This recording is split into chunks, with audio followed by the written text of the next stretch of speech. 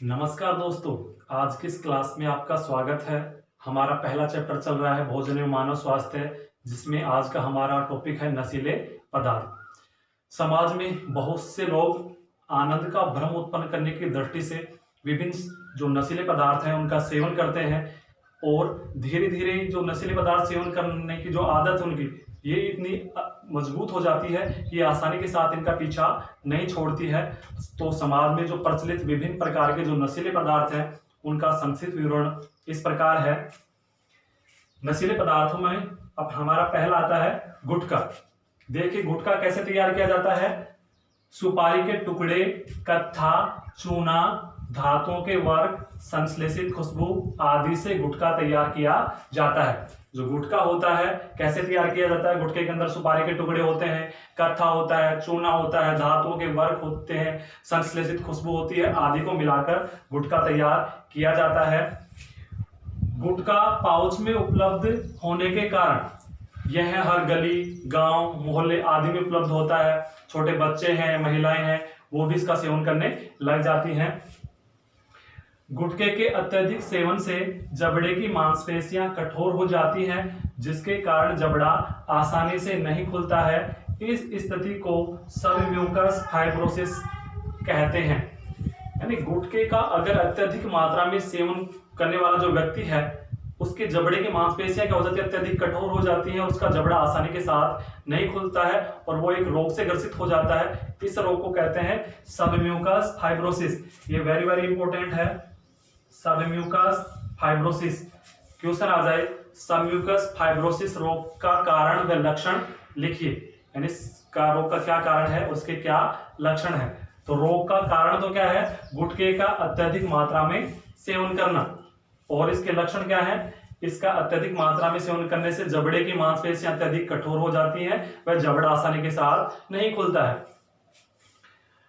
अगला है गुटखा खाने से कैंसर जैसी बीमारियां होने की संभावना बढ़ जाती है। जो व्यक्ति गुटखे का अत्यधिक मात्रा में अगर सेवन करता है तो उसको कैंसर जैसी जो घातक बीमारियां हैं जिनका कोई इलाज नहीं है उनसे भी व्यक्ति ग्रसित हो सकता है।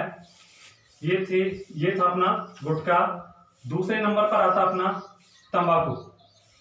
देखिए तंबाकू के पादप का वैज्ञानिक नाम निकोटिएना टोबैकम। यानी जितने भी जो पादप आएंगे अपने आगे बहुत सारे हैं, जैसे गेहूं का वैज्ञानिक नाम है टिट्रिकम एस्टिवम, बाजरे का है पेनिसिटम टाइफाइडिस, मटर का है पाइसम सटाइम।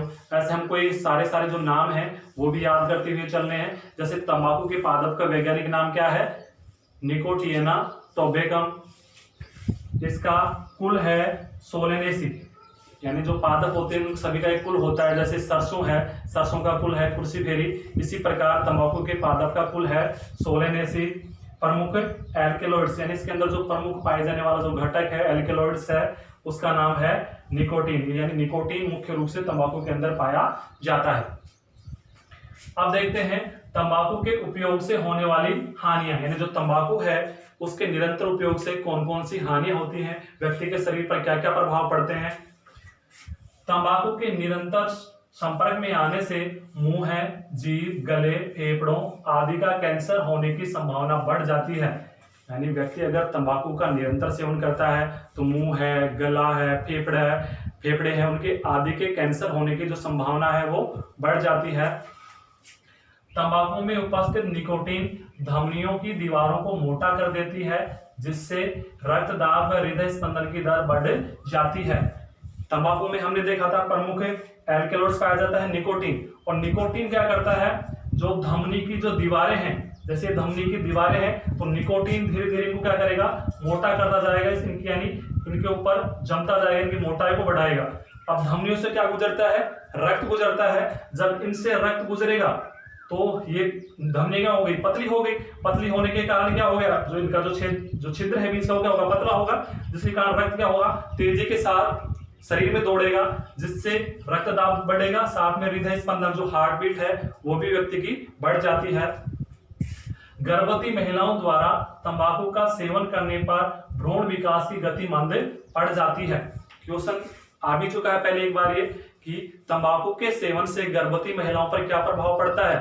तंबाकू के अत्यधिक सेवन से गर्भवती महिलाओं में भ्रूण विकास की गति मंद पड़ जाती है, यानी जो महिलाओं का गर्भस्थ शिशु है उसके विकास की जो दर है वो धीमी पड़ जाती है। अगला चौथा है, सिगरेट के धुएं में उपस्थित कार्बन मोनोऑक्साइड लाल रुधिर कणिकाओं को नष्ट कर देती है, जिससे रुधिर की ऑक्सीजन परिवहन क्षमता घट जाती है।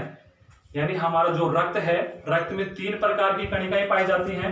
मुख्य रूप से 3 प्रकार की कणिकाएं होती हैं, आरबीसी, डब्ल्यूबीसी और प्लेटलेट्स। ये 3 प्रकार की क्या होती है, इसके अंदर कणिकाएं पाई जाती हैं। तो मुख्य रूप से यहाँ पर हम देख रहे हैं जो आरबीसी है, आरबीसी की मुख्य काम क्या है, आरबीसी में एक लाल रंग का वर्णक पाया जाता है जिसे कहते हैं हीमोग्लोबिन, HD के द्वारा इसको प्रदर्शित करते हैं।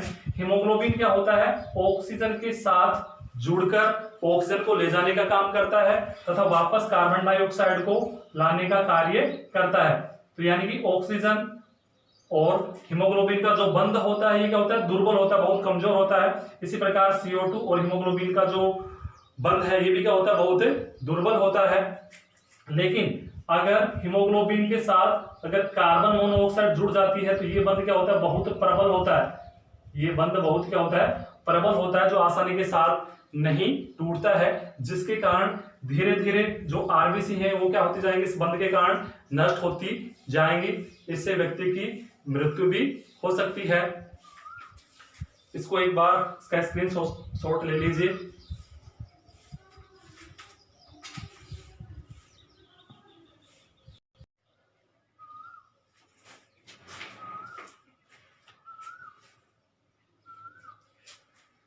नशीले पदार्थों में तीसरा आता है मदिरा, जिसका दूसरा नाम है अल्कोहल, जिसे अल्कोहल भी कहते हैं। इसका मुख्य घटक एथिल अल्कोहल है। इसका मुख्य घटक है एथिल अल्कोहल और इसका सूत्र होता है C2H5OH। C2H5OH क्या होता है, इसका सूत्र होता है। मदिरा के सेवन से मानव स्वास्थ्य पर होने वाले कुप्रभाव, यानी जो मानव स्वास्थ्य है उस पर मदिरा के क्या क्या कुप्रभाव होते हैं। पहला कुप्रभाव है, मदिरा के सेवन से आर्थिक स्थिति कमजोर हो जाती है तथा सामाजिक प्रतिष्ठा को ठेस पहुंचती है। यानी जो व्यक्ति अल्कोहल का सेवन करता है उसकी आर्थिक स्थिति कमजोर हो जाती है, बिल्कुल, क्योंकि अल्कोहल के बारे में एक कवि ने कहा भी है कि नशा नाश कर देगा फिरोगे दाने दाने को, कटोरा हाथ में होगा न देगा कोई खाने को। अर्थात है उसकी आर्थिक स्थिति इतनी कमजोर हो जाती है कि घर में खाने का जो भोजन है वो भी नहीं रह पाता है तथा सामाजिक प्रतिष्ठा को ठेस पहुंचती है, यानी जो सामाजिक में उसकी जो इज्जत है बिल्कुल भी नहीं रहती है। तीसरा कुप्रभाव इसका, मदिरा का सेवन करने से अल्कोहल रक्त के माध्यम से यकृत में पहुंचता है। यानी जो ही अल्कोहल का सेवन करेंगे अल्कोहल रक्त के माध्यम से कहां पहुंच जाता है, यकृत में। ये पहुंच जाएगा यकृत में। अधिक मात्रा में उपस्थित अल्कोहल को यकृत एसिटाल्डिहाइड में बदल देता है, जो विषैला पदार्थ है। अल्कोहल की अधिक मात्रा को यकृत किस में बदल देता है, एसिटाल्डिहाइड में बदलता है। ये ध्यान रखना, एसिटाल्डिहाइड में बदल देगा। और एसिटाल्डिहाइड क्या है, एक विषैला पदार्थ है जो शरीर के लिए बहुत ही हानिकारक होता है। तीसरा आता है इसका कुप्रभाव, अल्कोहल के प्रभाव से व्यक्ति के शरीर का सामंजस्य एवं नियंत्रण कमजोर हो जाता है, जिससे कार्य क्षमता क्षीण होती है तथा दुर्घटना की संभावना बढ़ जाती है। यानी व्यक्ति का जो सामंजस्य करने की जो क्षमता है, यानी एडजस्टमेंट करने की जो क्षमता है व्यक्ति का, जैसे सीधी रेखा में नहीं चलना, और उसका जो नियंत्रण है वो भी कमजोर हो जाता है, कार्य क्षमता उसकी क्षीण हो जाती है, जिससे दुर्घटना होने की संभावना बढ़ जाती है। चौथा आता है इसका, अल्कोहल से स्मरण क्षमता में कमी आती है। यानी अल्कोहल का सेवन करने से जो व्यक्ति की याददाश्त है वो भी कमजोर होती है तथा तंत्रिका तंत्र प्रभावित होता है। जो तंत्रिका तंत्र है वो भी इससे प्रभावित होता है। पांचवा है, अल्कोहल के प्रभाव से वसीय यकृत रोग हो जाता है, जिससे प्रोटीन व कार्बोहाइड्रेट संश्लेषण पर प्रभाव पड़ता है। अल्कोहल का अधिक मात्रा में सेवन करने से एक रोग हो जाता है, वसीय यकृत रोग। क्वेश्चन आता है, वसीय यकृत रोग का कारण क्या है, अल्कोहल का सेवन करना। अल्कोहल के सेवन करने से वसीय यकृत रोग हो जाता है, जिससे प्रोटीन व कार्बोहाइड्रेट संश्लेषण है, प्रोटीन और कार्बोहाइड्रेट का जो संश्लेषण है वो अच्छी प्रकार से नहीं हो पाता है। तो ये थे मदिरा से होने वाले कुप्रभाव, यानी मानव शरीर पर मदिरा है उससे क्या क्या कुप्रभाव पड़ते हैं।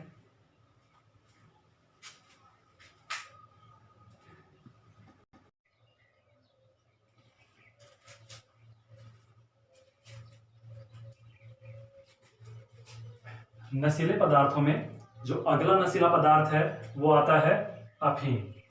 अफीम देखिए, अफीम के पादप का वैज्ञानिक नाम या इसे कह सकते हैं वानस्पतिक नाम ये है पेपेवर सोमनिफेरम। अफीम हमें प्राप्त कहां से होता है?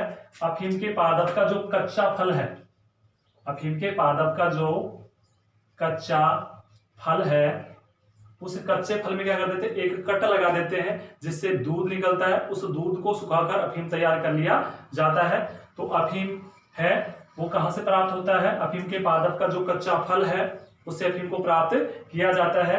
अफीम के पादप का वैज्ञानिक नाम या जिसे कहते हैं वानस्पतिक नाम ये है पेपेवर सोमनिफेरम।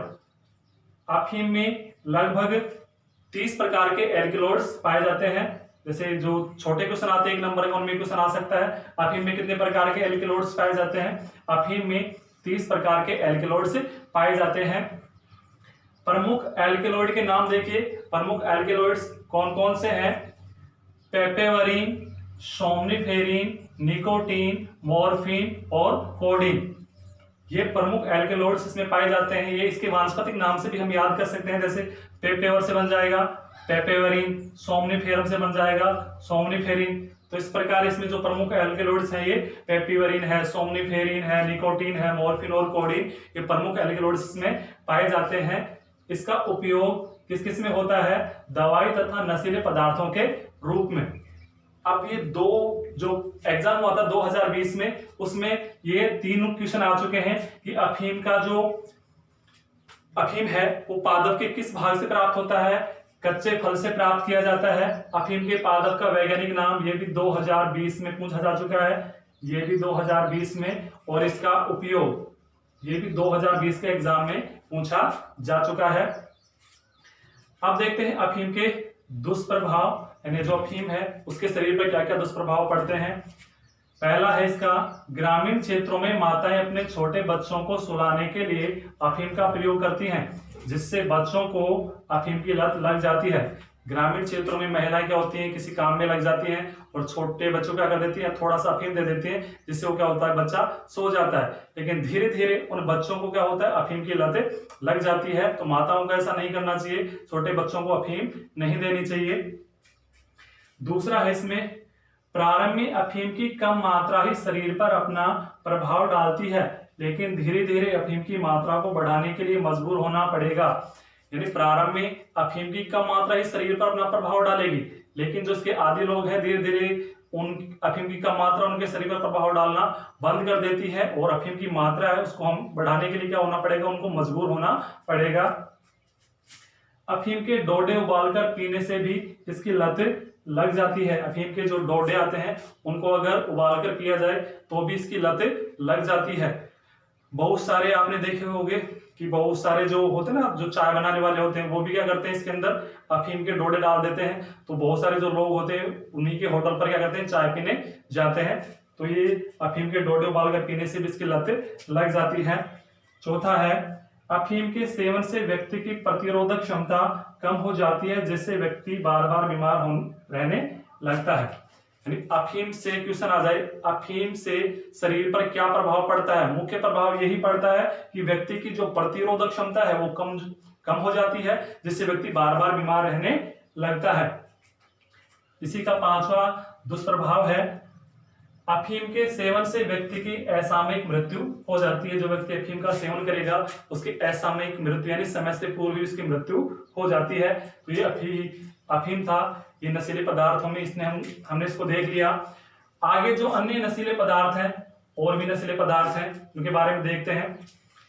कोकीन, चरस, गांजा, भांग, LSD। देखो LSD का पूरा नाम यहाँ पे दे रखा है, LSD का पूरा नाम आपसे एग्जाम में पूछ सकता है। LSD का पूरा नाम लिखिए, लोसर्जिक एसिड डाई इथाइल एमाइड, ये है LSD का पूरा नाम। ये भी क्या है, एक नशीला पदार्थ है।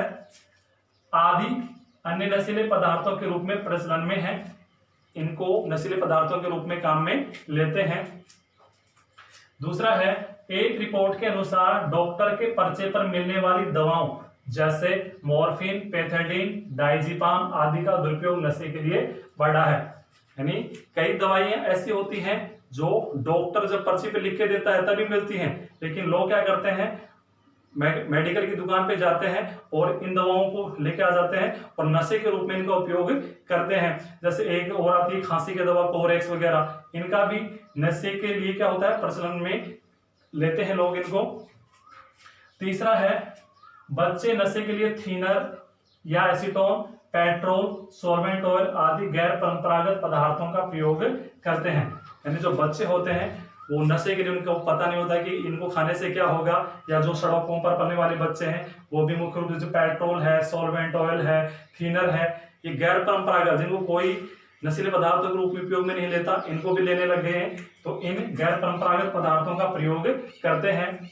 इसका चौथा है, सड़कों पर पलने वाले बच्चे जूता चिपकाने का गोंद, नेल पॉलिश, रबर, सीमेंट, सूखे इरेजर, गैसोलीन आदि में मौजूद पदार्थों को सांस के साथ अपने शरीर में ले लेते हैं। यानी सड़कों पर बनने वाले जो बच्चे होते हैं, बहुत गरीब होते हैं, वो क्या करते हैं, अपनी भूख मिटाने के लिए, या वो बच्चे सोचते हैं कि हमें अच्छी नींद आएगी, इसके लिए क्या करते हैं, जूता चिपकाने का गोंद है, नेल पॉलिश है, सूखे इरेजर है, गैसोलीन है आदि पदार्थों को क्या करते हैं, सांस के साथ शरीर में अंदर लेते हैं और क्या करते हैं, इनसे नशा करते हैं। तो अपना ये था नशीले पदार्थ। अपनी एक क्लास बची है जिसमें जो मिलावटी पदार्थ हैं उनके बारे में देखेंगे। आज की क्लास में इतना ही, धन्यवाद।